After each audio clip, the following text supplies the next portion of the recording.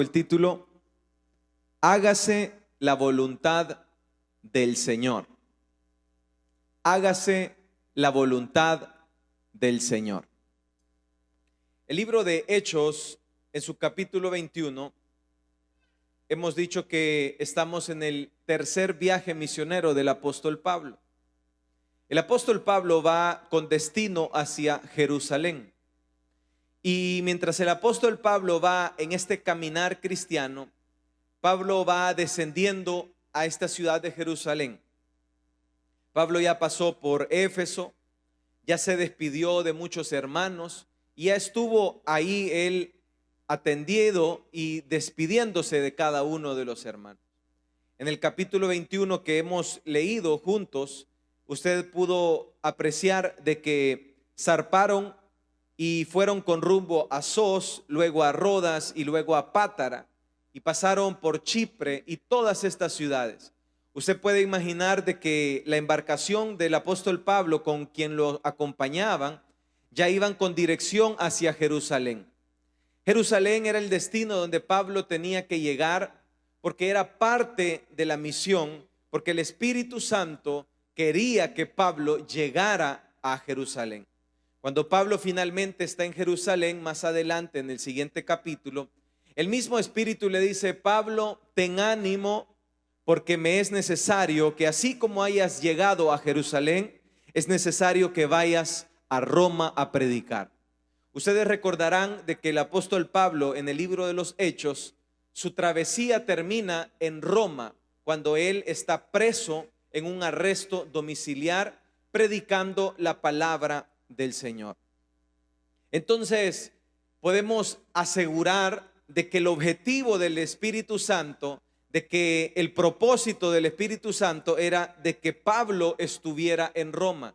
¿Y cómo es que aseguramos esto? Lo aseguramos porque el apóstol Pablo recibe al Señor Jesús cuando estaba en Jerusalén después de haber sido apresado, y él le dice: Pablo, ten ánimo. Se le aparece el Señor y le dice: Pablo, ten ánimo, no te desanimes, porque el Señor va a estar contigo ahí en Roma.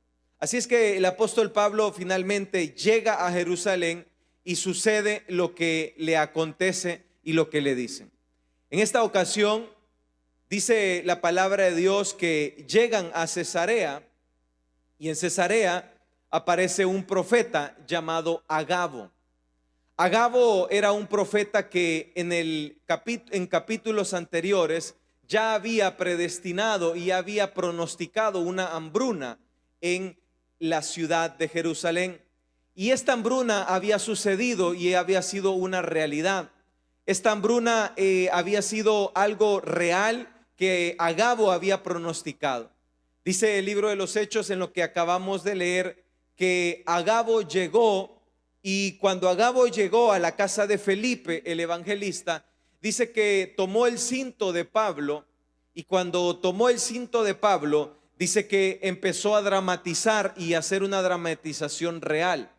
La dramatización real decía la siguiente manera: Agabo se ató de pies y de manos y dijo: al dueño de este cinto, al dueño de este cinturón, lo van a apresar, lo van a maniar de pies y de manos y lo van a apresar. El profeta Agabo, por medio del Espíritu Santo, estaba profetizando lo que había de acontecer. El profeta iba a hacer eso, iba a ser una realidad. El apóstol Pablo finalmente, cuando llega a Jerusalén, desde el versículo 17 en adelante, sucede lo que Agabo profetizó. Y eso fue una realidad y fue algo que aconteció de esa manera.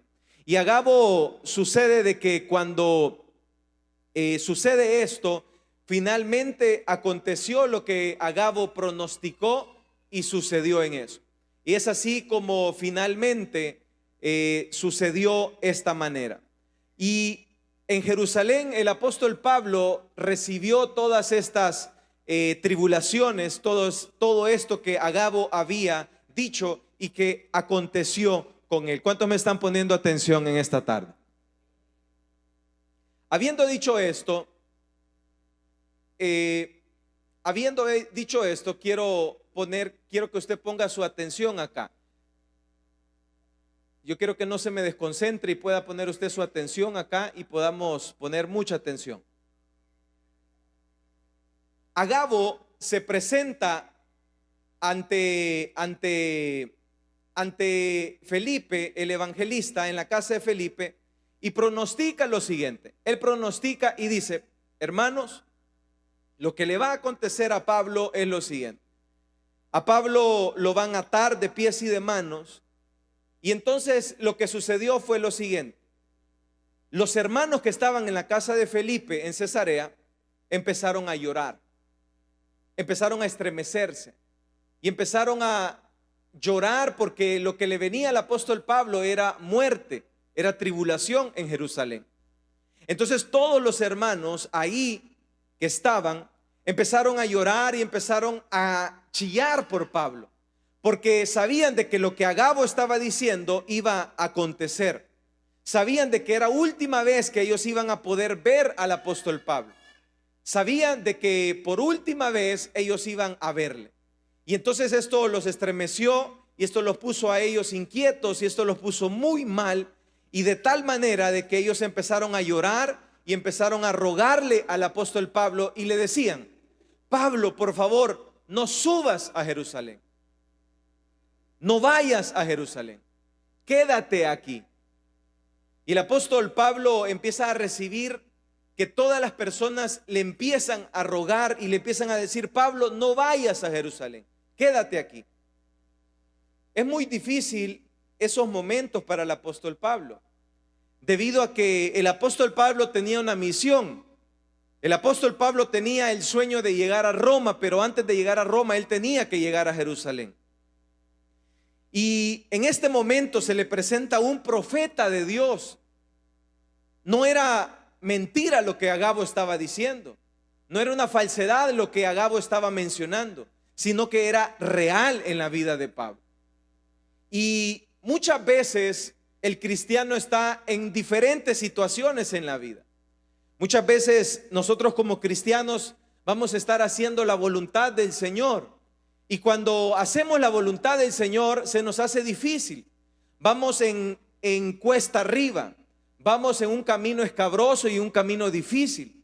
El ser cristiano es semejante a una ilustración, como que usted agarre un carril en sentido contrario. El ser cristiano no es nada fácil. El ser cristiano es una tarea muy compleja y muy difícil. Si usted piensa que ser cristiano es un camino de rosas y un camino donde todo es de bajada y todo es fácil, quiero decirle que no es así. La vida cristiana es llena de problemas, de situaciones y de angustias. ¿Y por qué? Porque usted y yo dejamos de pertenecer a este mundo y ahora pertenecemos al reino celestial. Usted ahora ya no pertenece a las banalidades de este mundo. Usted ya no celebra lo que este mundo celebra. Usted ya no aplaude lo que este mundo aplaude. Usted ya no busca lo que este mundo busca. Usted empieza a buscar lo que Dios quiere que usted y yo busquemos, y son las cosas celestiales. Entonces ahí usted ya tiene un conflicto. Usted ya tiene que ir en sentido contrario a lo que este mundo va. Al inicio le mencionaba, la gente ahorita está en los centros comerciales. La gente ahorita anda corriendo.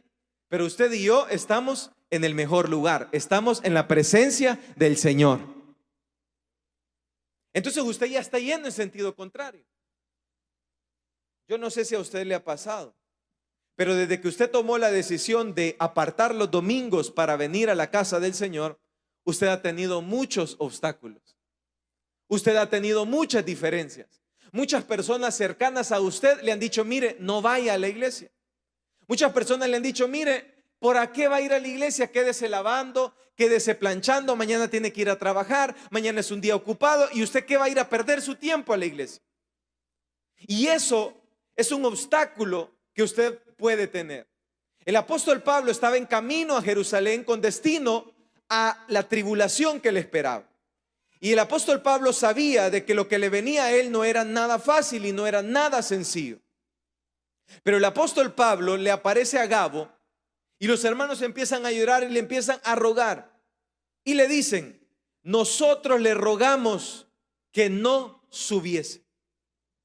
Imagínense lo que le estaba pasando a Pablo. un grupo de hermanos en la casa de Felipe empiezan a llorar tendido para que él no vaya. Pensemos un momento. ¿Qué haría usted en medio de ese montón de llantos? La gente llorando, diciéndole: mire, por favor, no vaya. Mire, por favor, quédese. Mire, le va a pasar esto y le va a pasar lo otro. Por favor, si usted puede contemplar y usted puede evitar ir a Jerusalén, no vaya. Ahí hay ladrones, ahí hay peligro, no vaya. Cualquiera con estas recomendaciones puede decir: un profeta ha llegado y me está diciendo que no vaya. Los hermanos en Cesarea están llorando y me están diciendo que no vaya. Pero usted puede pensar y puede decir: lo mejor, lo que el Espíritu quiere es que yo no vaya a Jerusalén. ¿Cuántos me están poniendo atención? Entonces, el apóstol Pablo pudo haber dicho: esto es de Dios. Esto es de Dios de que yo me quede acá. Esto es de Dios de que yo pueda quedarme y evitar ir a Jerusalén. Y entonces el apóstol Pablo pudo decir: me voy a ir, o no me voy a ir y voy a quedarme.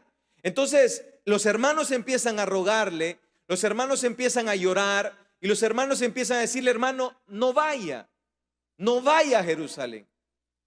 Entonces empiezan a rogarle. Y ahí es donde esta tarde vamos a aprender, usted y yo. ¿Cuántos estamos aprendiendo en esta hora? Si me pueden ayudar, hermano, gracias. El apóstol Pablo está en este momento y están los hermanos rogándole. Y le están diciendo al apóstol Pablo: rogado que no vaya a Jerusalén. Y es una manera de interpretarlo de la siguiente manera. Yo quiero que usted se concentre en esta tarde con lo siguiente y piense en esto. El cuerpo está constituido de tres maneras: cuerpo, alma y espíritu. Lo vamos a repetir todos para que podamos volvernos a concentrar. Cuerpo, alma y espíritu. Son tres elementos que el ser humano tiene. Ahora, ¿por qué es importante que usted aprenda esto? Porque usted y yo somos seres espirituales. El cuerpo se va a morir. El espíritu es eterno. Y en el alma están alojadas, mire lo que está alojado en el alma: los sentimientos, las emociones y los pensamientos. Se lo vuelvo a repetir. En el alma están asociados los sentimientos, las emociones y los pensamientos. Entonces, ahí en el alma es donde usted y yo lloramos. En el alma es donde usted y yo sentimos. En el alma es donde usted y yo decimos: ay, fíjese que esa persona me habló de esta manera pesado y me sentí mal. ¿A dónde se sintió mal? En el alma. Ah, esa persona yo le hablé y no me contestó. Usted se siente mal. ¿A dónde usted se sintió mal? En el alma. Cuando usted llora, cuando usted tiene sentimientos, cuando usted dice yo tengo este sentimiento por esta otra persona, ¿a dónde está alojado? En el alma. Pero el espíritu es otra cosa. El espíritu es donde está alojado el Espíritu Santo de Dios. Y en el espíritu dice la palabra de Dios que cuando usted y yo aceptamos a Cristo, el espíritu nos selló y nos redimió y nos puso el sello de pertenencia. Y ahí, cuando el espíritu nos sella, el espíritu dice que usted y yo somos propiedad del Señor. Vamos a darle una ofrenda de palmas a Dios en esta tarde. Entonces, todos los hermanos en Cesarea estaban llorando. Ahora, después de lo que le traté de transmitir, ¿a dónde estaban saliendo esas lágrimas? ¿En el espíritu, en el cuerpo o en el alma? ¿En cuál de estas tres partes? ¿A dónde están los sentimientos? ¿A dónde? En el alma. Entonces, cuando ellos estaban llorando, cuando usted tiene un sentimiento fuerte, no es en el espíritu, es en el alma. Hermano, ¿y eso es malo? No, yo lo que quiero que usted esta tarde aprenda la diferencia entre andar en el espíritu y andar en el alma. Entonces, dice la palabra de Dios, el corazón es engañoso más que todas las cosas. De ahí nacen adulterio, pensamientos, idolatría, mentiras, avaricia, ira, disensiones, hechicería, pecado, fornicación. Todo nace del corazón.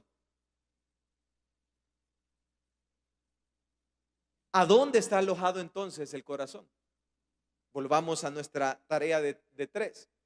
¿En el cuerpo, en el espíritu o en el alma? El corazón está alojado, ¿a dónde? En el alma. Entonces ahí en el alma es donde nace todo. Ahí es donde nacen nuestras manipulaciones. Ahí es donde nacen nuestros pensamientos egocéntricos. Ahí es donde nace nuestro yo. En el alma. Pero en el espíritu no nace todo eso, porque el espíritu es del espíritu.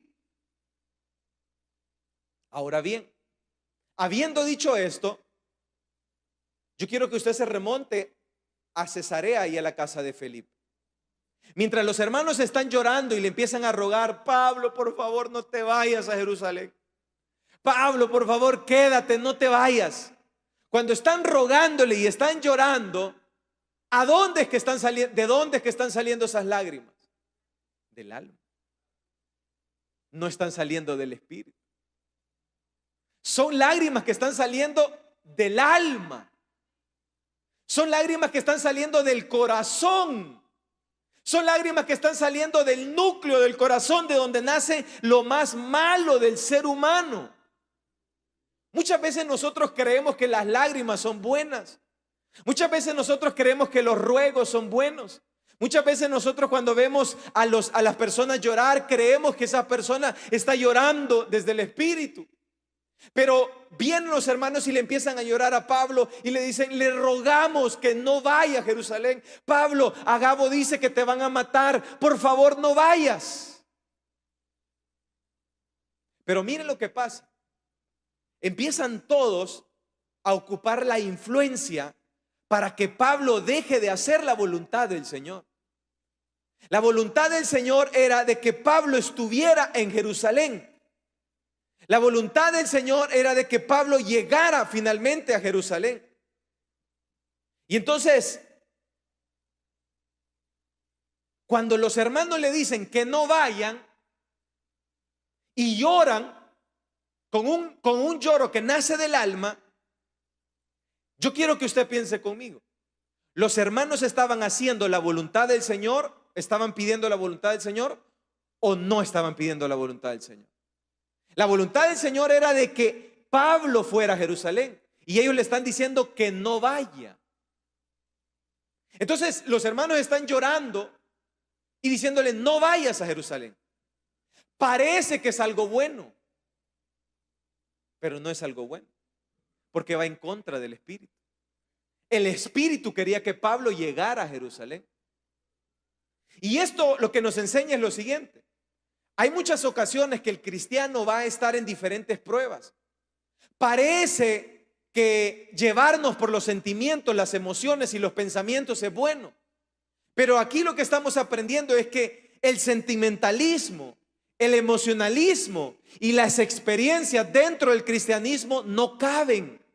Hay muchas veces que usted y yo vamos a tener que hacer cosas que parecen duras, pero no son duras, son en el espíritu. Hay muchas veces que usted y yo vamos a tener que hacer cosas que van a parecer duras, pero no son duras. Es que estamos haciendo las cosas en el espíritu, por el espíritu, para el Señor, haciendo la voluntad del Señor. Quiero contarle una ocasión. Había una mujer en la Biblia que esta mujer lloró amargamente para que el Señor le hiciera a ella un milagro. Esta mujer era estéril. Esta mujer no tenía hijos. Y el ser estéril en estos tiempos era una mujer marginada y desechada. Su nombre era Ana. Esta estaba, dice el primer libro de Samuel, llorando y le decía: Señor, por favor, dame un hijo. ¿Se puede imaginar usted el dolor que puede ocasionar para una madre querer tener un hijo y no poder tenerlo? Es un dolor inexplicable. Esta mujer entonces llorando le dice: Señor, si tú me das un hijo, yo prometo que te lo voy a entregar para tu servicio. Escuchando el Señor la propuesta de Ana, dice que finalmente, después de tanto ayuno, después de tanta oración, el Señor concedió el hijo a Ana. Y cuando Ana tuvo al hijo y lo estaba destetando, dice que su esposo Elcana iba a llevarlo para llevarlo al templo. Y Ana le dijo lo siguiente: yo me voy a quedar destetando al bebé hasta que él ya pueda quedar libre de la manutención de la leche materna. Y cuando él ya no necesita mi leche materna, yo lo voy a llevar al templo y lo voy a entregar y lo voy a consagrar, porque yo se lo prometí al Señor. Este niño le va a servir a Dios y va a ser para la gloria de su nombre. ¿Cuántas madres hay en esta mañana, en esta tarde? ¿Haría ustedes?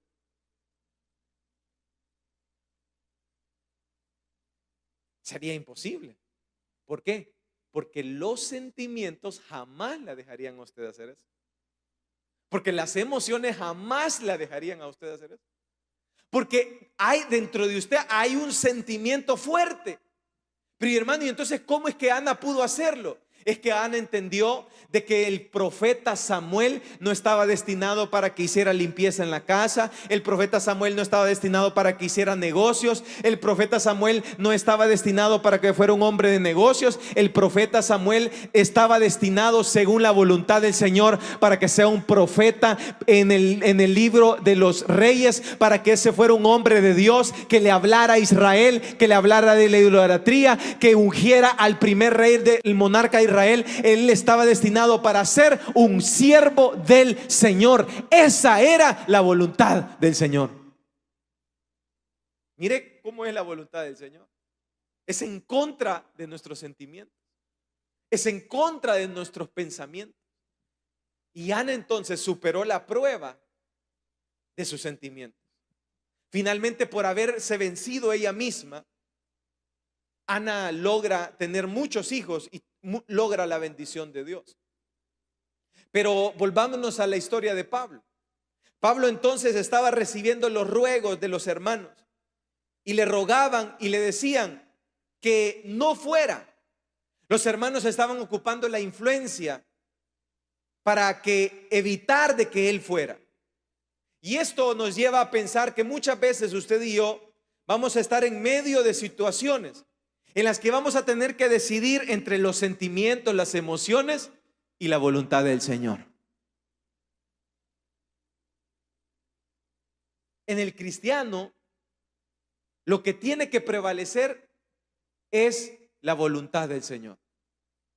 Muchas veces usted y yo vamos a estar en medio de situaciones que van a haber personas que nos van a rogar que no hagamos la voluntad del Señor. Pero usted y yo estamos aprendiendo que esos ruegos, que esas peticiones muchas veces nacen del alma. Esas peticiones, esas personas que le dicen: mire, descánsese, deje de hacer la obra de Dios, mire, no haga esto, mire, usted ya está mayor, se va a caer, le dicen a usted. Mire usted, porque anda invitando personas, mire, porque usted anda haciendo esto otro, la va a morder un chucho, le va a pasar esto. Quédese, ya no haga la reunión, no saque ese transporte, no haga lo que tiene que hacer para el Señor. Pero ahí usted tiene que aprender lo que aprendió el apóstol Pablo, de que esas peticiones no nacen del espíritu, esas peticiones nacen del alma, nacen de lágrimas que nacen del alma, del corazón. Pero lo que nace del espíritu es la voluntad de nuestro Padre, es la voluntad de nuestro Señor. Y lo que nuestro Señor quiere es que usted y yo hagamos la voluntad del Señor. Vamos a darle una ofrenda de palmas a Dios en esta hora. Llorando y quebrantados del corazón. Entonces dicen lo siguiente. El apóstol Pablo les dice: ¿qué están haciendo? Les dijo. ¿Por qué están llorando para que yo no vaya? es ese cristiano que se levanta y dice, reacciona. Ve los obstáculos, ve la gente llorando. Ay, hermano, ¿y por qué tanto sentimiento? En el cristiano no cabe el sentimiento y las emociones. Hermano, y usted me dice, entonces, hermano, ¿lo vamos a dejar de un lado? No. Cuando los sentimientos interfieren en la voluntad del Señor, lo que tiene que prevalecer es la voluntad del Señor. Imagínese, el apóstol Pablo se hubiera puesto a chillar ahí con los hermanos. Sí, hermano, está bien lo que ustedes dicen. Me voy a quedar. Arrópenme entonces, quedémonos aquí. Imagínese, usted le diga, hermano, mire, no haga la reunión porque está lloviendo. Y usted, ay, sí, hermano, está bien. Me voy a mojar, me voy a enfermar. Hermano, mire, no haga la reunión porque hay COVID. Mire, hermano, no haga la voluntad del Señor. Y Pablo viene y entiende de que hacer la voluntad del Señor va más allá de los sentimientos, va más allá del alma. La voluntad del Señor está en el Espíritu. Es el Espíritu que quiere que hagamos la obra del Señor. ¿Cuántos lo creen?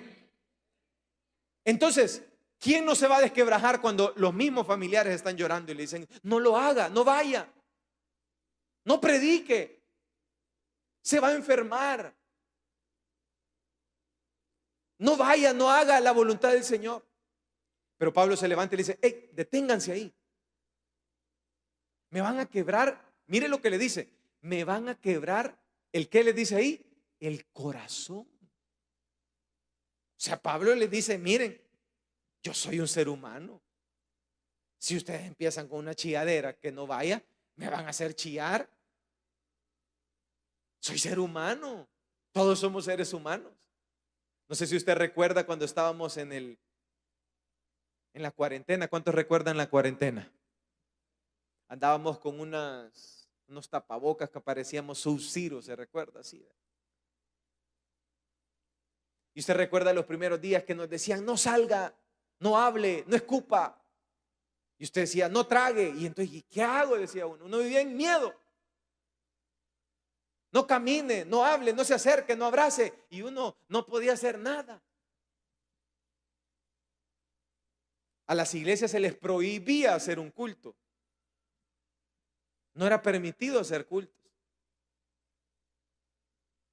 Porque nos podíamos enfermar. Pero ir al mercado sí se podía. Pero ir a hacer otras cosas sí se podía.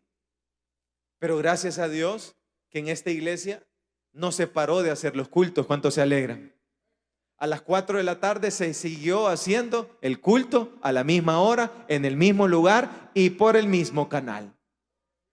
La voluntad del Señor no se detuvo. ¿Y qué hubiera pasado si nos hubiéramos detenido en los sentimientos? Hermano, nos vamos a enfermar. Y no siempre nos vamos a enfermar, pues. Hermano, nos vamos a morir. Y no siempre lo vamos a enterrar a usted, pues. ¿Cuántos saben que un día nos vamos a morir? La muerte es inevitable. Entonces, hermano, ¿y qué hacemos? ¿Nos ponemos a llorar? No.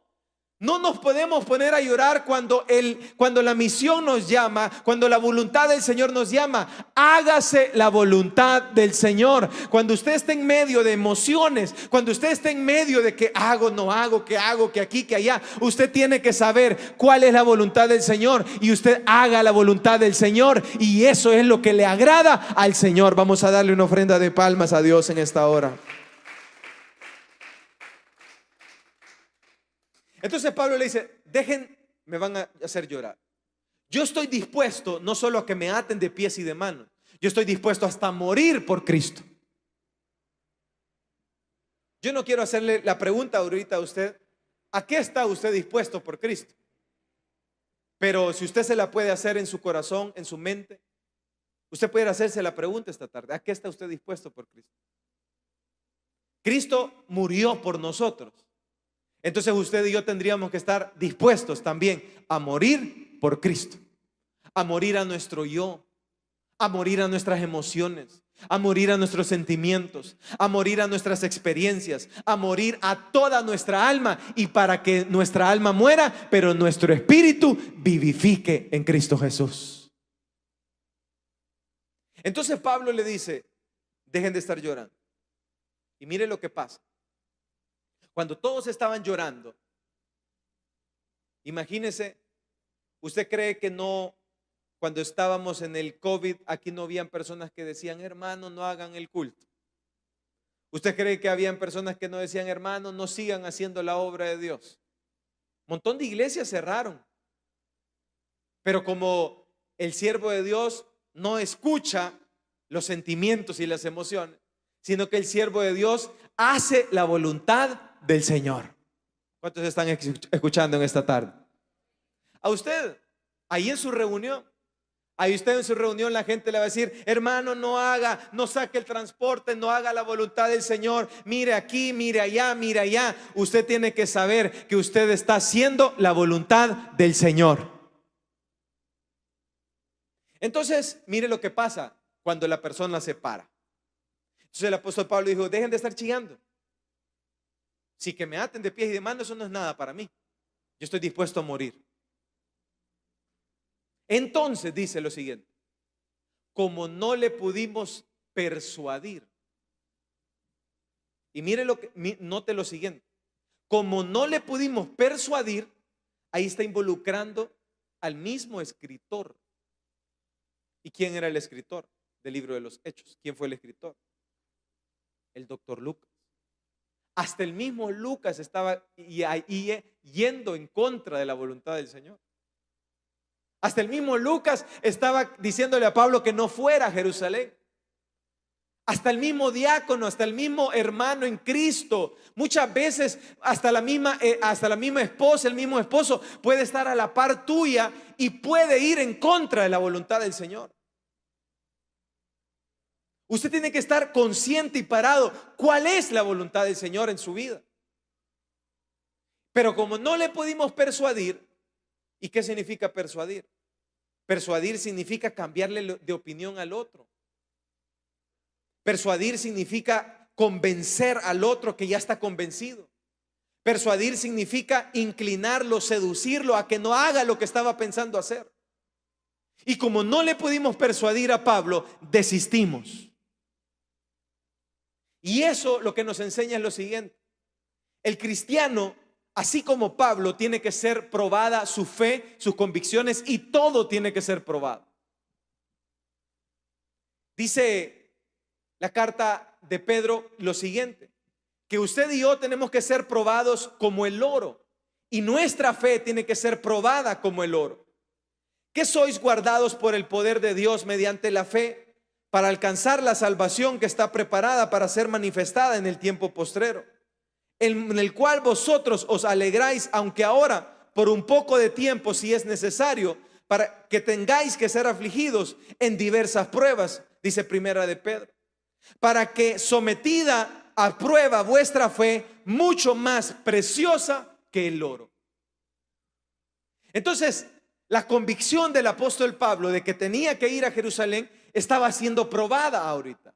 Muchos de los que estamos acá estamos haciendo la voluntad del Señor y no lo podemos dudar. El que usted está aquí está haciendo la voluntad del Señor. El que usted esté en los caminos de Dios es que está haciendo la voluntad del Señor. El que usted esté sirviendo está haciendo la voluntad del Señor. El que usted esté integrado en las reuniones está haciendo la voluntad del Señor. El que usted esté predicando está haciendo la voluntad del Señor. Pero hay impedimentos, hay obstáculos, hay emociones, hay sentimientos que van a probar su fe, que van a probar su convicción y que van a querer desviarlo de la voluntad del Señor. Tiene que ser probada su voluntad. Tiene que ser probado su destino, como el oro, dice. Estaba viendo cuál es el proceso que le hacen al oro. El oro pasa por diferentes procesos. Primero pasa por la minería. La minería es la extracción del material dentro de las montañas rocosas. Por si usted no estaba enterado, cuando usted ve los lingotes de oro nacen de las piedras. El oro es piedras. Y este oro está en las montañas rocosas. Son piedras las que están ahí. Y este oro es extraído en la minería por excavaciones profundas. Después de cuando sacan las grandes piedras, estas piedras van a unos molinos que son moliendas. Después de que pasan unos grandes molinos que trituran las grandes piedras, estas piedras y estas piedras molidas pasan a un ácido que se llama cianuro. El cianuro es un químico que es tóxico. Y ese cianuro empieza a purificar y a quitar todas las asperezas.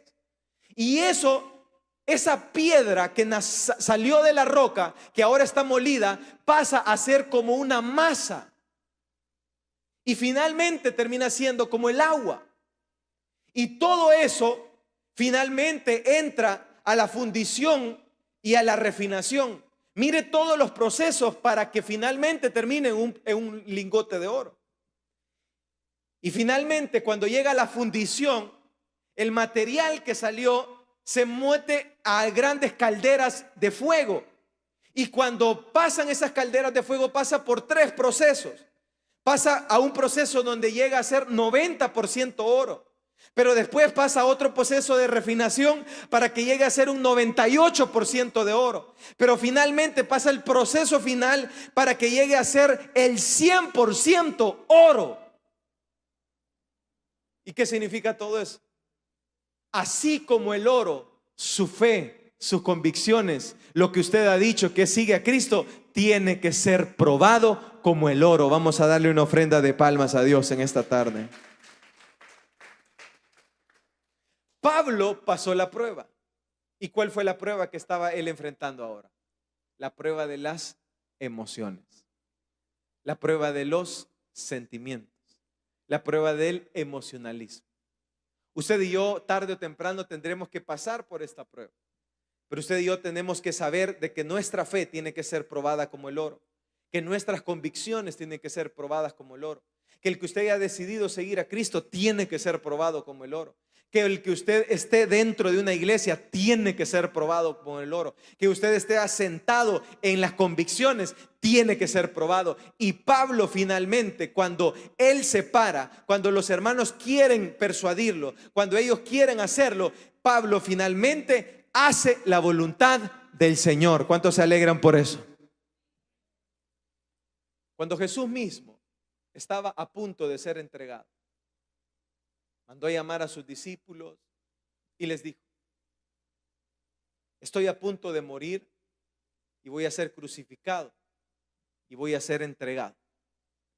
Y apareció nuestro hermano Pedro. Pedro es de esos hermanos que se la llevan de experimentado dentro de la iglesia. Dice el Evangelio de Mateo, de que mandó y puso aparte al Señor. Yo quiero que usted piense conmigo esto. Viene y le dice: Jesús, vení, te quiero decir algo. Son de esos hermanos consejeros, esos hermanos que andan repartiendo consejos sin que nadie se los haya pedido. Vení. Entonces Jesús viene y le dice: ¿qué querés, Pedrito? Ya me imagino Jesús así como: ¿qué burrada vas a decir hoy, pues, Pedro? Jesús, mire, ¿qué estamos aprendiendo hoy? Los sentimientos, ¿de dónde? ¿De dónde? Eso. Mire, Señor Jesús, usted dice que lo van a matar, que lo van a crucificar, que le va a pasar esto. Y mire lo que le dice: por favor, que tal cosa no te acontezca. No vayas a la cruz. Cualquiera pudiera decir: qué lindo Pedro, ¿verdad? Cualquiera pudiera decir: ay, Pedro, cómo ama el Señor Jesús. Cualquiera puede decir: ay, qué amor de Pedro para el Señor Jesús. Cualquiera puede decir: ay, qué bonito. Y Jesús viene y le dice, mire lo que le dice Jesús: apártate de mí, Satanás. Duro, ¿verdad? Duro.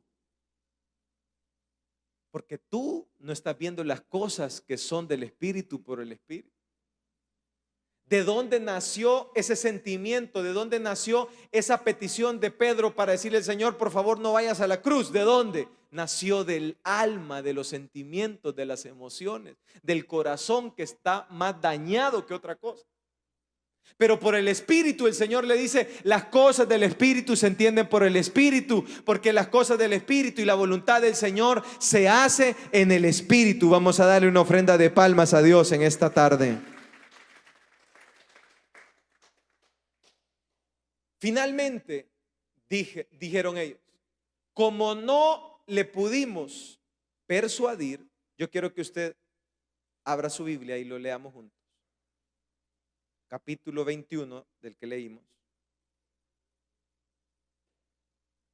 versículo 12, ¿lo tenemos todos?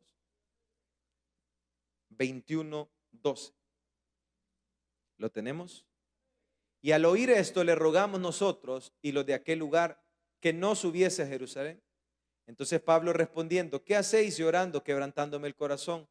Porque yo estoy dispuesto no solo a ser atado, mas aún a morir en Jerusalén por el nombre del Señor Jesús. El 14, ¿qué dice? Y como no le pudimos persuadir, ¿qué dice ahí? Desistimos, diciendo que hágase la voluntad del Señor. Entonces, como ellos no pudieron convencerlo, se hizo la voluntad del Señor. ¿Y cuál era la voluntad del Señor? De que Pablo finalmente llegara a Jerusalén. Decir esta frase en nuestras vidas no es fácil. El que usted llegue a la conclusión de su vida y que usted diga, hágase la voluntad del Señor. El que usted diga, que usted finalmente diga, yo voy a servirle al Señor, hágase la voluntad del Señor.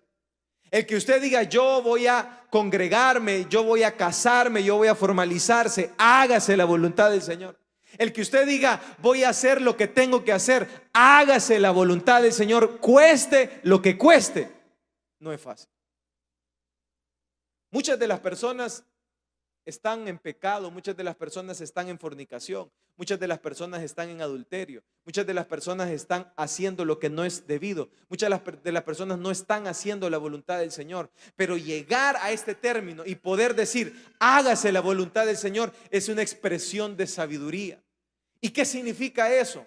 Significa lo siguiente, significa de que los hermanos desistieron, significa que los hermanos soltaron, significa que los hermanos aceptaron la voluntad del Señor, significa que los hermanos se desprendieron, significa que los hermanos aprendieron que la soberanía de Dios es más importante que el pensamiento de los hombres, que significa que el conocimiento del ser humano es limitado, que usted y yo no somos capaces de tener una visión grande como la que tiene el Señor, que nosotros no sabemos los caminos del Señor, que el Señor dice, tus caminos son, mis caminos son más grandes que los tuyos, mis pensamientos son más grandes que los tuyos. El decir hágase la voluntad del Señor es dejar el control, es soltar mi vida y decirle, Señor, que se haga tu voluntad en mi vida y no la tuya. Vamos a darle una ofrenda de palmas a Dios en esta hora. Decir hágase la voluntad del Señor significa que usted y yo finalmente nos salgamos del alma y vayamos al campo del Espíritu. Y en el campo del Espíritu podamos discernir la voluntad del Señor y podamos decir, hacer la voluntad del Señor. Hágase la voluntad del Señor es una expresión sabia que deja fluir al Espíritu. Hágase la voluntad del Señor es entender que usted y yo solamente somos piezas en medio de un ajedrez del Señor. Hágase la voluntad del Señor es soltar nuestro yo. Hágase la voluntad del Señor es aceptar lo que Dios quiere para nuestras vidas. Hágase la voluntad del Señor es aceptar un servicio, aceptar un diaconado, aceptar una reunión, aceptar un compromiso dentro de la obra del Señor. Hágase la voluntad del Señor es aceptar los retos espirituales. Hágase la voluntad del Señor es hacer lo que el Señor quiere y no lo que la carne, lo que el alma quiere en nuestras vidas. Hágase la voluntad del Señor es una expresión sabia que finalmente los hermanos dijeron en Cesarea. Hágase la voluntad del Señor es una expresión que hasta el mismo Jesús lo dijo, pero lo dijo después de lo siguiente: Padre, esta copa que está por pasar sobre mí es muy difícil. Si puedes quitármela y evitarla, hazlo, pero que no se haga mi voluntad, sino la tuya. Hágase la voluntad del Señor. Es entender de que usted y yo tenemos que dejarnos guiar por el Espíritu, en el Espíritu, para el Espíritu. El apóstol Pablo finalmente se despide de los hermanos. Usted y yo leímos de que lo abrazaron, se despidieron y finalmente Pablo llega a Jerusalén, el lugar donde le habían dicho que lo iban a apresar, el lugar donde habían dicho que lo iban a meter preso, el lugar que le habían dicho que lo iban a golpear. Pero el apóstol Pablo no le importó. Él prefirió hacer la voluntad del Señor. Vamos a darle una ofrenda de palmas a Dios en esta tarde. Cierre sus ojos y oramos.